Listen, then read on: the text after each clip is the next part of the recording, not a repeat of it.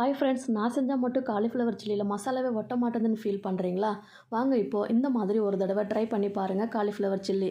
ஒரு பாத்திரத்தில் தண்ணி சேர்த்து நல்லா கொதிக்க வச்சுக்கலாம். கொஞ்சமாக உப்பு மஞ்சள் பொடி சேர்த்து வெட்டி வச்ச காலிஃப்ளவர் உள்ளே சேர்த்து வடிகட்டி எடுத்துக்கலாம்.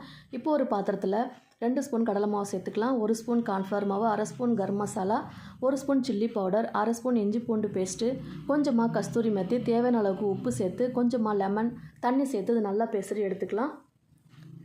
பெசரி எடுத்தாச்சு. இப்போ நம்ம காலிஃப்ளவரை உள்ளே சேர்த்துக்கலாம். 20 மினிட்ஸ் ஊற வச்சுக்கலாம். 20 மினிட்ஸ்க்கு அப்புறமா ஒரு பேனில் எண்ணெய் சேர்த்துக்கலாம்.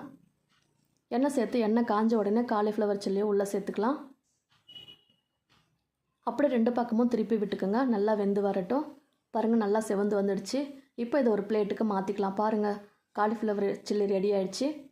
அவ்வளோதாங்க, சூப்பரான காலிஃப்ளவர் சில்லி ரெடி ஆகிடுச்சு. இது நான் செஞ்சுனா என்ன நீங்களே ஆச்சரியப்படுவீங்க. இந்த வீடியோ உங்களுக்கு பிடிச்சிருந்தா லைக் பண்ணுங்கள், ஷேர் பண்ணுங்கள். பாய்.